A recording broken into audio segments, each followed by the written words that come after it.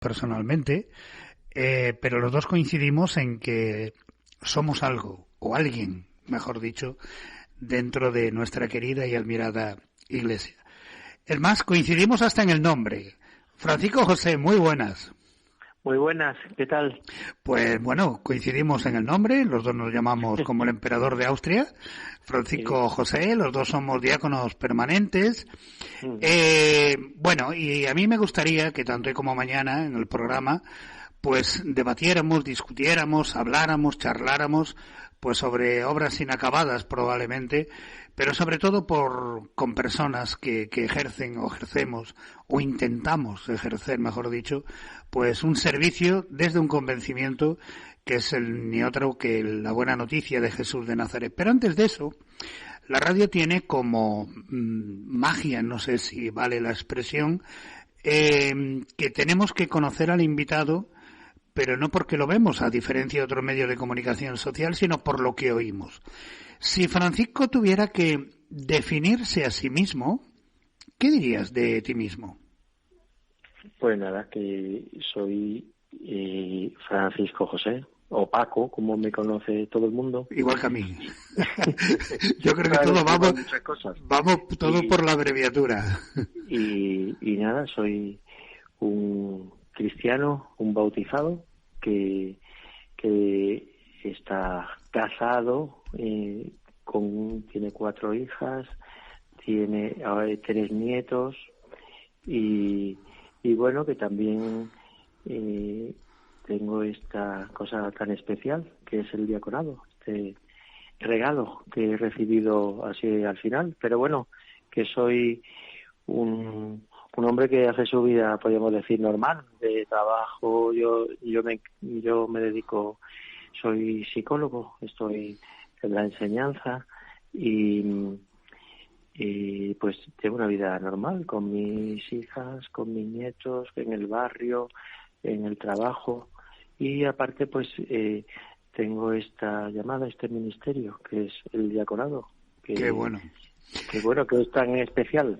Y también, como tú sabes, tan desconocido en esta iglesia que nos ha tocado vivir. Esa obra inacabada probablemente del Concilio Vaticano que dejó la puerta abierta precisamente al diaconado. Yo creo que más que inacabada, que hay que ver cuál es su lugar.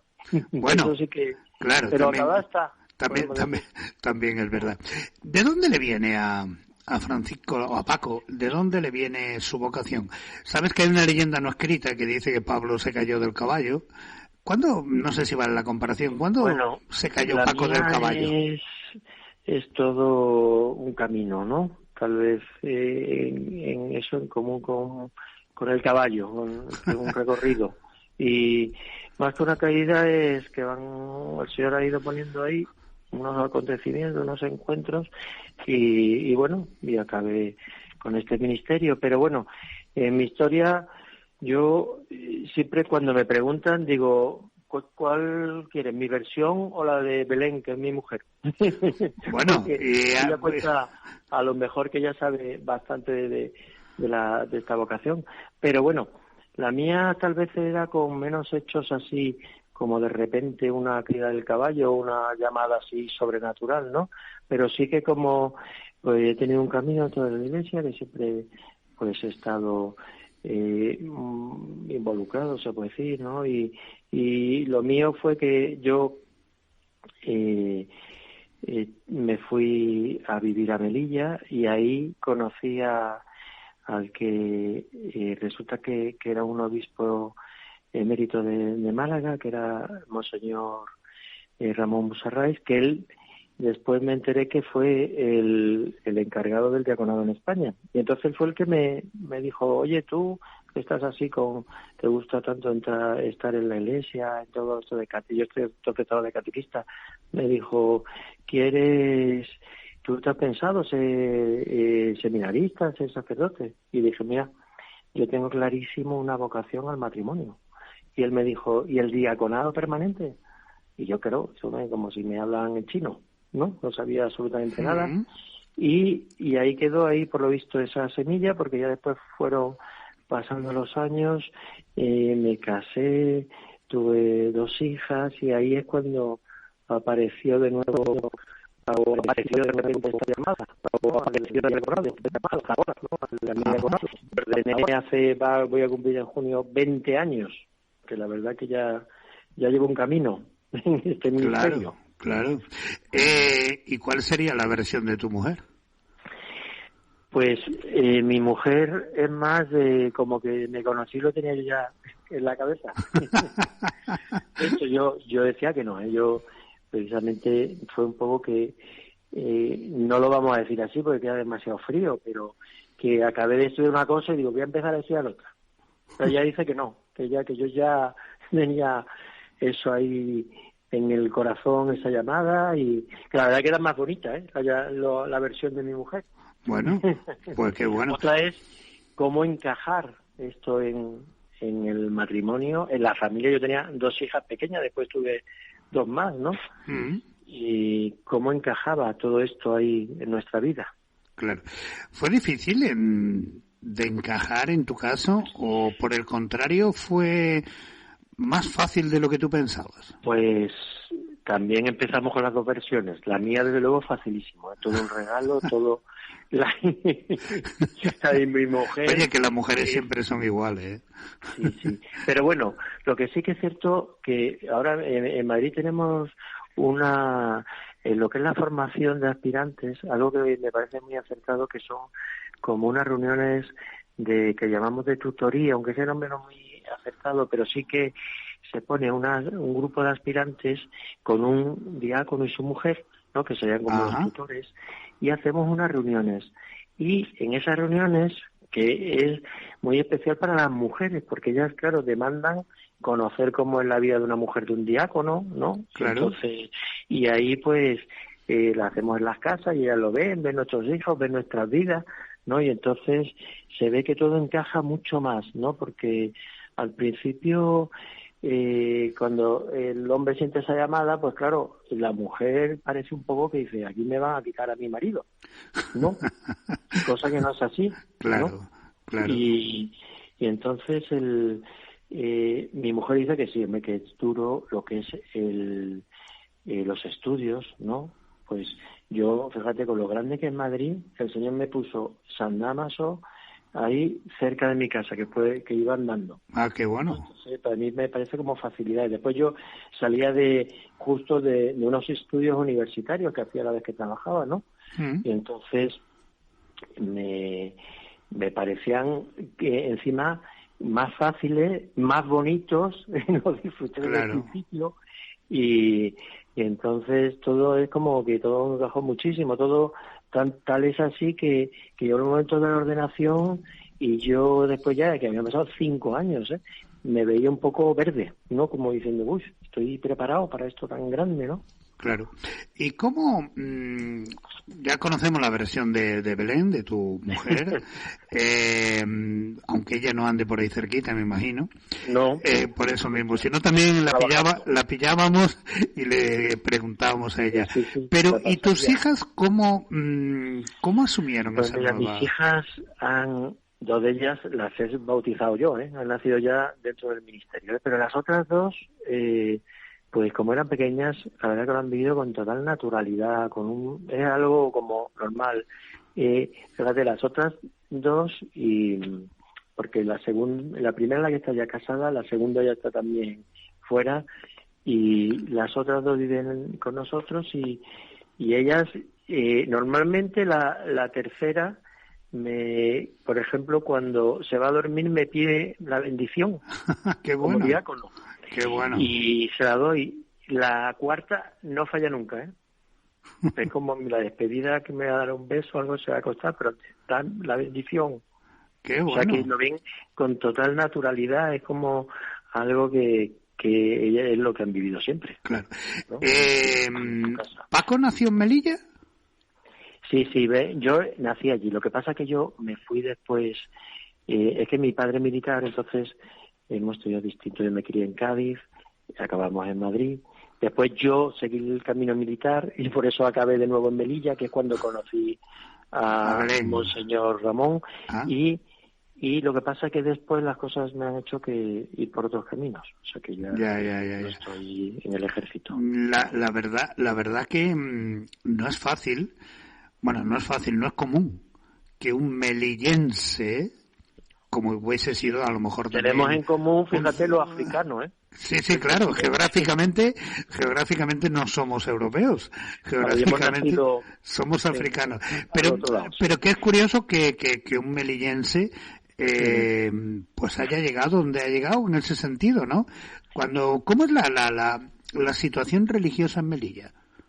Bueno, precisamente tenemos ahí un diácono permanente que coincidimos con él en los encuentros nacionales, y es la verdad que es un testimonio increíble, No, Melilla es una ciudad que como tiene la peculiaridad de la religión, y ahí se toma un poco también como una señal de identidad. Entonces ahí se puede valorar, Pero, y aparte, repito que tenemos ahí a Fernando, un diácono que da un testimonio increíble, Y me parece que desgraciadamente en Ceuta no hay ninguno, la diócesis de Cádiz-Ceuta, pero en cambio la de Málaga-Melilla, en Melilla tenemos a un diácono estupendo, dando un testimonio increíble, pero sí, es una ciudad es que al final Ceuta y Melilla son unas ciudades que como muy andaluzas, en la Semana Santa, en forma de vivir la fe, en todo, Bueno, de profesión psicólogo, ¿te ayuda en el ministerio ser psicólogo? Pues mira, hemos precisamente, fíjate, también la formación de aspirante, sábado pasado hubo unas sesiones sobre dirección espiritual, y acompañamiento. Entonces, sí, yo aparte, yo estoy en lo que es la educación pública, pero también ayudo un poquito en lo que es el tribunal eclesiástico. Entonces, ahí yo también, fíjate, es algo importante que a la hora de que me encargan trabajos ahí, el que sea diácono, que son ministros de la Iglesia, pues eso ya, que si hay que ayudar a ciertas personas, si encima tú tienes ese ministerio, esa gracia sacramental que has recibido, que se puede unir a lo que después ya de tus conocimientos como terapeuta o como psicólogo, pues por supuesto, es un tema que tratamos justo este sábado pasado, que el diácono como acompañante espiritual pues tiene un papel muy peculiar al ser, si tiene estos estudios psicológicos, pues mejor aún. Claro. Si no me equivoco, en Madrid hay cerca de 30, si no hay más, creo que no. 56. Pues mira, de los datos que yo tenía me quedé corto. Ahí voy a utilizar una palabra que no me gusta, pero bueno, hay trabajo, hay servicio para 50 y pico diáconos permanentes. Sí, lo que pasa es que también lo que es la diócesis de Madrid, que hablo de diócesis metropolitana, sabes que después está Getafe y Alcalá, pero en lo que es Madrid tenemos bastantes sacerdotes, tenemos un regalo grandísimo con los sacerdotes, porque hay bastantes que no se puede uno quejar, y si uno va a Alcalá o Getafe la cosa está ya más complicada, hay menor número, pero si uno sale encima, como en mi caso, es que yo tengo una segunda vivienda en Santander, que mi mujer, mi suegro de allí y tal, y vamos allí bastante, y ahí se ve que están las carencias, Claro. Hay muy pocos presbíteros comparado con la proporción con Madrid. Pero bueno, precisamente cuando uno conoce este ministerio, no estamos para suplir a los sacerdotes. Esto no. También me ha gustado mucho, he tenido siempre muchas inquietudes sobre la difusión de este ministerio, conocer este ministerio y la difusión, y por eso tengo un blog y por eso colaboro en algún portal. Y entonces he profundizado mucho, he buscado mucha información fuera, Entonces ahí se ve que hay otros sitios, otras iglesias, que sí se ve la importancia del diaconado, y no para suplir la vocación de los presbíteros. Decir, no, es que si hay muchos sacerdotes no hacen falta diáconos. No es así. Tenemos aquí, por ejemplo, hay una diócesis, la primada, la de Toledo, que gracias a Dios decían que el clero más joven de Europa. Y aún así, los obispos han visto que era bueno instaurar el diaconado, porque no es porque falten curas, sino porque falta a lo mejor ese otro ministerio que puede hacer tanto bien en la Iglesia, ¿no? Claro. Entonces, yo, por ejemplo, en mi caso, en mi parroquia, pues está muy bien de clero, porque hay actualmente 4 sacerdotes, ¿no? Entonces, además de jóvenes, que eso llama la atención, sobre todo porque fuera de Madrid, otra diócesis, el clero ya está bastante mayor, pues en el caso de la mía, no. Y entonces ahí, pues yo tengo mi papel, y se integra muy bien, ¿vale? Es decir, que en Madrid los diáconos permanentes tienen adscritas o están adscritos a una parroquia. Bueno, parroquias y también en muchas otras, bueno, sobre todo capellanías de hospitales, en cementerios, en tanatorios, hay muchas delegaciones, o sea que es amplio, O sea, sí, lo que sí, por ejemplo, en la parte cuando se comienza el camino, ahí sí que se pide una integración en parroquias, porque es lo suyo. Claro. ¿No? Hace pues menos de un mes, pues el cardenal José Cobo convocó, y ya el año pasado convocó lo que se denomina Convivium, es decir, todo el clero diocesano de Madrid, me imagino que igual metropolitano también, todo el clero diocesano de Madrid reflexionar junto con su pastor pues cómo está la situación, las ilusiones, esperanzas, alegrías, penas, desilusiones. Bueno, según los medios de comunicación fue un éxito. ¿Cómo lo vio Paco? Sí, bueno, esto era una asamblea presbiteral, era para los sacerdotes. Sí, lo que pasa es que todos los diáconos fuimos invitados, para formar parte, porque también se invitó había alguna laica, o sea que nos invitaron a más, y ahí nosotros fuimos uno más, eso sí, pero era presbiteral, en las fases preparatorias y todo, pues no sé qué se convocó a los presbíteros según distintas edades y demás. Fue un éxito, sí, sobre todo porque es que Madrid, como es tan grande, hay que ponerse las cifras de Madrid, que el clero de sacerdotes, entre los que están estudiando, no solo los diocesanos, sino los que vienen fuera a estudiar, que hay muchos que vienen de bien lejos, africanos, americanos. Ajá. Y después los religiosos, por ejemplo, que también se les invitó a los presbíteros de órdenes religiosas, y entonces el número es grandísimo, no me atrevo a decirlo porque no sé si va de 1.600 o 2.000 o por ahí, pero es un número muy grande. Entonces, ¿cómo conseguir convocar a todos estos en un día y medio, no? Claro. Era una cosa casi milagrosa. ¿Y los diáconos tenían voz y voto? Nosotros estuvimos exactamente igual que todos, Qué bueno, ¿no? Que por lo menos se les equipara en esa historia. Te voy a invitar a escuchar una canción, con lo cual cerramos el programa de hoy. Mañana volveremos de nuevo a retomar la conversación. Vamos a escucharlo. Muy bien.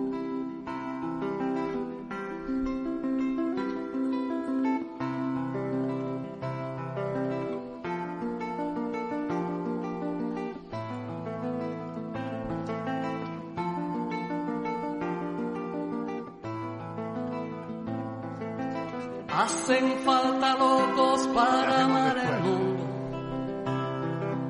Hacen falta locos sitios profundos que tengan por currículum 7 primaveras, 100 noches amargas con alguna tregua sueños y nostalgia, gente que les quiera. Unos bajo el agua, otros bajo tierra, y otros por la vida dándoles la fuerza, y otros por la vida dándoles la fuerza. Hacen falta locos para nuestra empresa, en vías de expansión por todo el planeta. Pues hasta aquí hemos llegado en el día de hoy. Vamos a dejar la conversación a medias, porque siempre es bueno el que podamos dejarnos y tener ganas de más.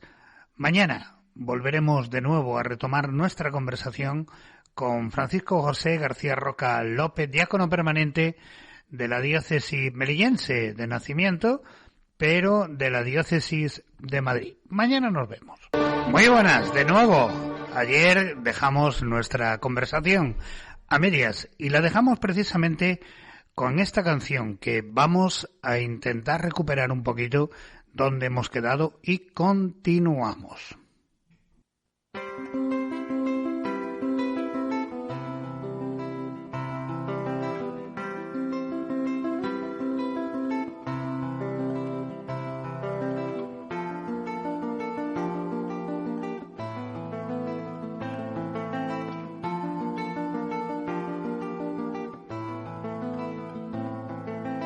Hacen falta locos para amar el mundo. Hacen falta locos sitios profundos que tengan por currículum 7 primaveras, 100 noches amargas con alguna tregua, sueños y nostalgia, gente que les quiera. Unos bajo el agua, otros bajo tierra, y otros por la vida dándoles la fuerza, y otros por la vida dándoles la fuerza. Hacen falta locos para nuestra empresa, en vías de expansión por todo el planeta. Sueldo a convenir según la destreza, primas y seguro, pagas en quimera. Hacen falta locos para nuestra empresa, que miren a los ojos llenos de sorpresa, que por sanar la herida que sangra el planeta, regalen hasta la vida, pierdan la cabeza. Hacen falta locos para amar el mundo. Hacen falta locos sitios profundos que tengan por currículum 7 primaveras, 100 noches amargas con alguna tregua. Hacen falta locos para nuestra empresa, que miren a los ojos llenos de sorpresa, que por sanar la herida que sangra el planeta, regalen hasta la vida, pierdan la cabeza.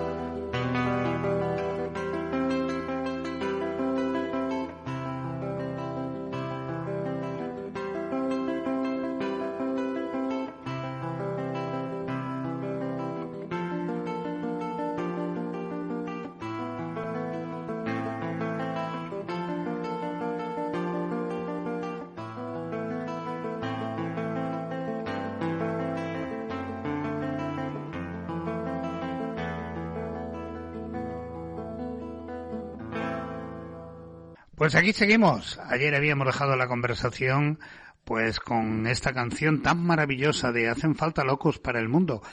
Paco, ¿es verdad que el diácono tiene que tener una cierta dosis de locura? Bueno, la verdad que eso los psicólogos a veces cuando estamos con los trastornos y viendo cuando hay algunas anomalías psicológicas y demás, al final dice, el que no esté loco que levante la mano. Pero la verdad que bendita locura esta. Claro. O sea que... Claro. Loco, pero feliz. Eso es verdad. Oye, los amigos que tienes, tus compañeros de trabajo, amigos con los que te va a tomar una copilla por ahí adelante, y tú les dices que eres diácono, ¿ellos entienden lo que es eso? Sí. Nosotros tenemos esas peculiaridades de vivir ahí en el barrio, hay mucho desconocimiento, ¿no? Yo me acuerdo ahí, anécdotas puedo contar. ¿De qué barrio eres tú? De estos 20 años. Aquí en Madrid, en la zona del Río, que se ha puesto ahora muy de moda, de Madrid-Río. Ah. Y sí, cercano a lo que era el antiguo estadio de Vicente Calderón, de Segovia. Por eso yo estoy tan cerquita de lo que es San Dámaso, porque claro, yo subo y ya estoy ahí en el mismo seminario de Madrid. Y bueno, aquí anécdotas puedo contar tantas. Le puedo decir que una vez voy ahí al paradero de siempre, que se llama Ángel, y me dice, ¿tú tienes un hermano gemelo? Digo, no, es que he puesto ahí en la tele, estaba ahí en la Almudena, en la catedral, y estaba ahí uno, y ya me reí, le dije, no, si soy yo, que soy diácono y tal, pero no, la gente no conoce esta figura. Claro. Y en el trabajo lo mismo, que es nuestra... Yo creo que eso es lo que da fuerza, además, a este ministerio, ¿no? El estar tan integrado en el barrio, en el trabajo, y hay que dar testimonio, algo hoy cada día más complicado, cada día más difícil. Yo siempre cuento la anécdota, sobre todo cuando estaba en la vida militar, que era complicado, porque claro, ahí tú eras...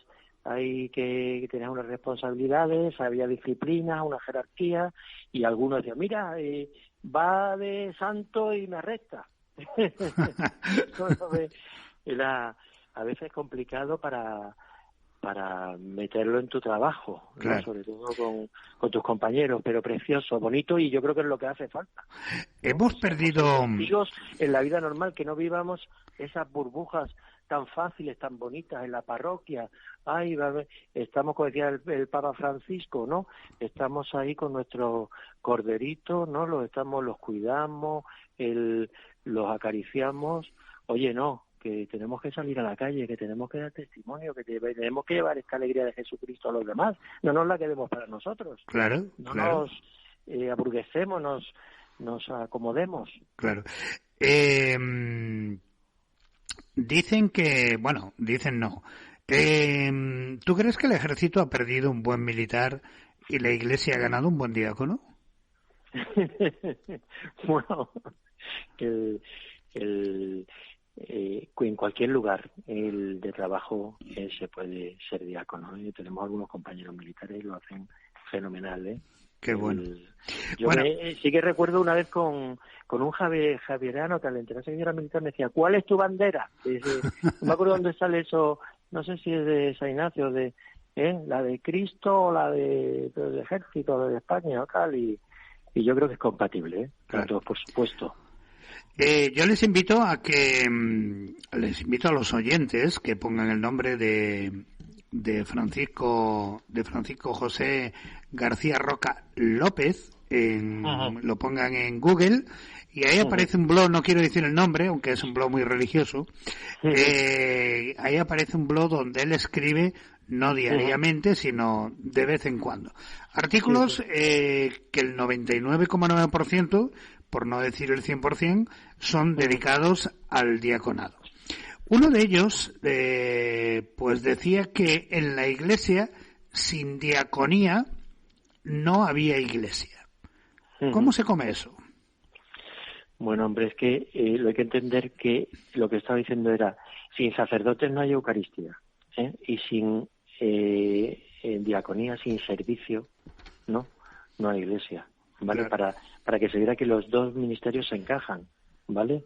Por supuesto, los sacerdotes son los que celebran la Eucaristía, ¿vale? Nosotros somos los que en la Iglesia representamos no a imagen de Cristo en sí, de el que consagra, no el que trae a Jesús a la Eucaristía, sino de Cristo servidor, ¿vale?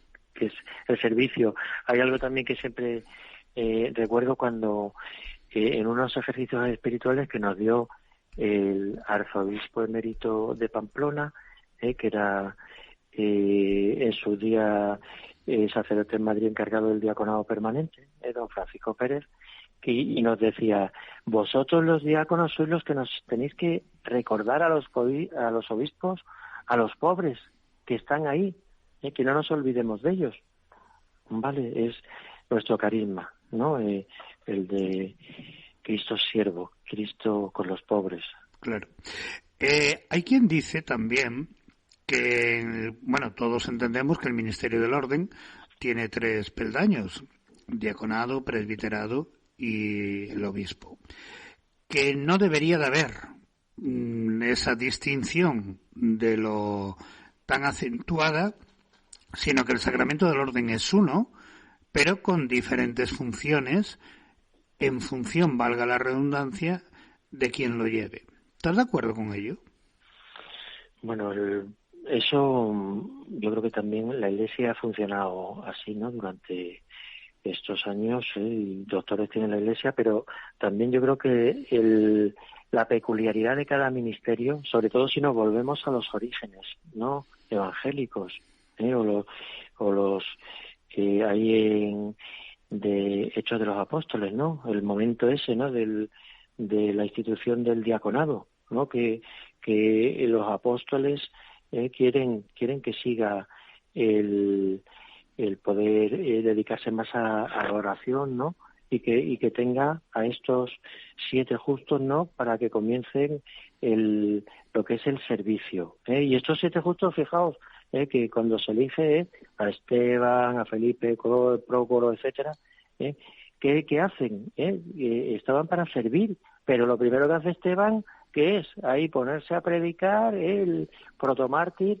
Felipe va predicando, no se encuentra con el eunuco, le explica las escrituras, lo bautiza, ¿no? Eso es el comienzo del diaconado, una figura que siempre ha estado muy ligada al episcopado, a los obispos. Pues si uno coge la historia de los primeros años de la Iglesia, pues era podríamos decir, como el subalterno del obispo, su mano derecha. Qué bonito es la historia de este diácono español, ¿no? De Vicente, que él era el que se encargaba su obispo. Resulta que no hablaba muy bien, y él era el que hablaba por él, y al final él fue el pobre el que tuvo que sufrir el martirio, ¿no? Claro.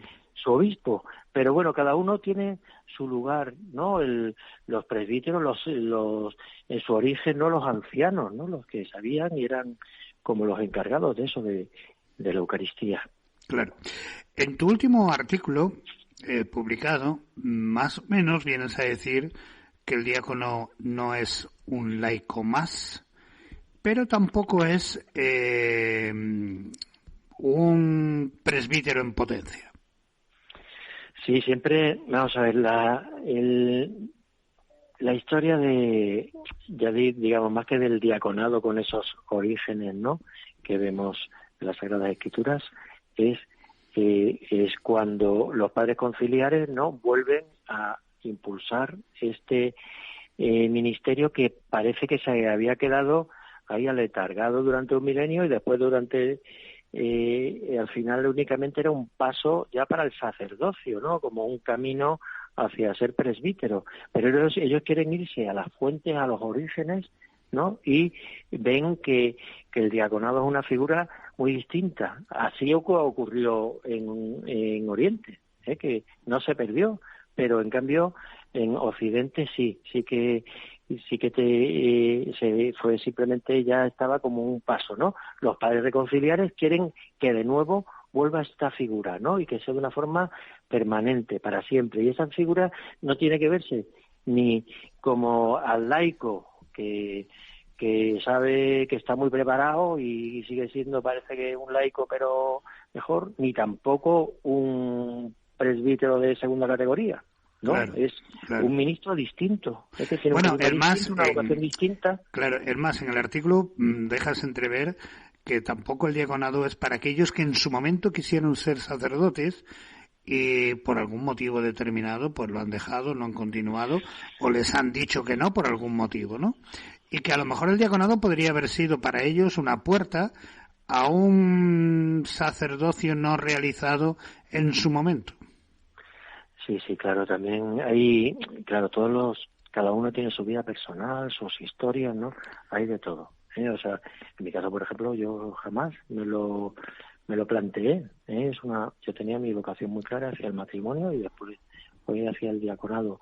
Pero hay otros que a lo mejor han tenido otros caminos y lo que no debe ser, y tienen que tener muy claro los aspirantes desde que comienzan, que esto no va a ser para un posible sacerdocio.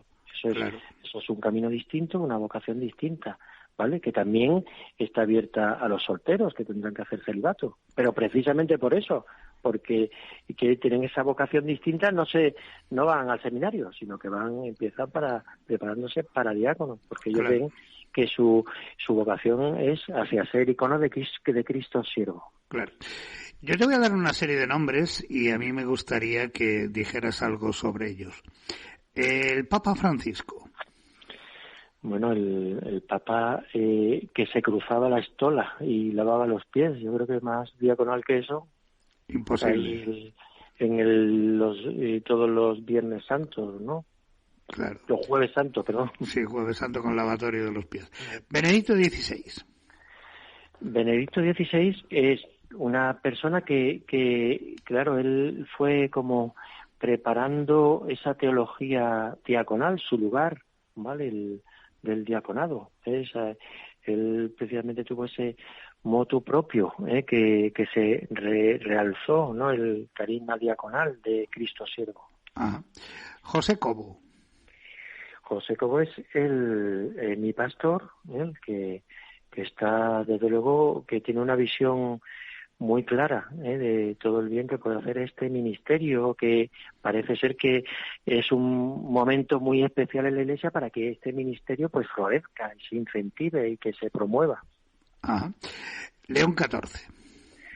León XIV es nuestro querido Papa actual.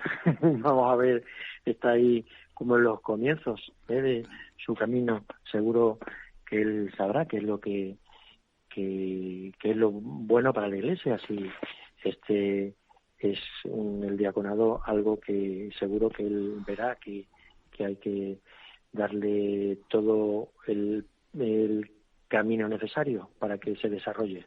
¿Cómo va a vivir, Paco, la visita del Papa ya confirmada, entre otros lugares, a Madrid, que también va a venir aquí a Canarias, pero a Madrid? Sí, mira, eso tenemos ahí de suerte, ¿no? Pues bueno, hasta en eso tenemos en común. ¿No? Qué maravilla, que este Papa se haya fijado, ¿no? En España, cuánto bien puede hacer estas noticias, cuánta necesidad hay, cuánta sed hay en España, para que llevemos a Jesús a tanta gente, ¿no? Y que esto sea un instrumento para que se encuentren con él. Bueno, vamos a conocer ahora un poquito más a Paco. Paco, ¿en qué sueña? Bueno, mis sueños son muy sencillos.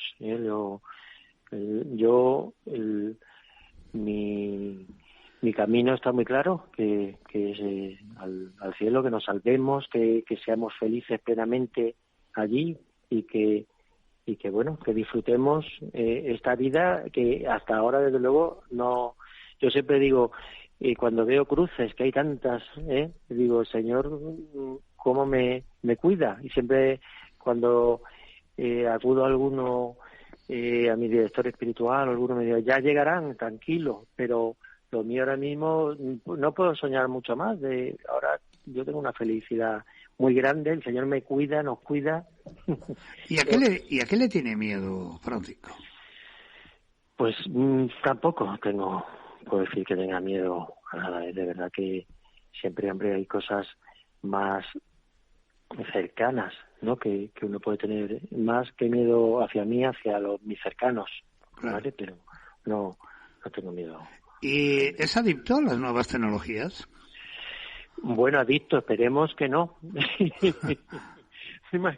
Hay veces sí que hay que intentar no pasarse con ellas, pero que yo creo que también pueden hacer mucho bien, ¿no? Claro. Que si se utilizan bien, ¿no? Claro. Y, por ejemplo, para eso el diaconado, yo creo que habría que hacer un esfuerzo para darlo a conocer, para llevarlo, Yo lo mío, la verdad que fue una forma bastante sencilla, porque yo como empecé a entrar en esto del diaconado, lo que hay mucho es en Estados Unidos, ¿no? Que llevan un rodaje muy grande. Allí los obispos desde el principio vieron que era algo que podía hacer mucho bien, y entonces ahora mismo casi la mitad de los diáconos de la Iglesia Universal están allí, en Estados Unidos, ¿no? Entonces surgían muchas noticias allí, yo las compartía, mandaba correos electrónicos a los compañeros, a los hermanos y tal, y un sacerdote me dijo, ¿por qué no haces un blog y vas colgando todas estas cosas? Y hasta ahora. Qué bueno. Así. ¿Es más de películas o de series, Paco? Películas, sí. ¿Y la última que vio? Pues he estado viendo una ayer, fíjate, que ¿cuál era? Y que no me acuerdo. Bueno, da igual. ¿Y el último libro que ha leído? Pues mira, estoy ahora mismo releyendo el cura de Ars, de Francis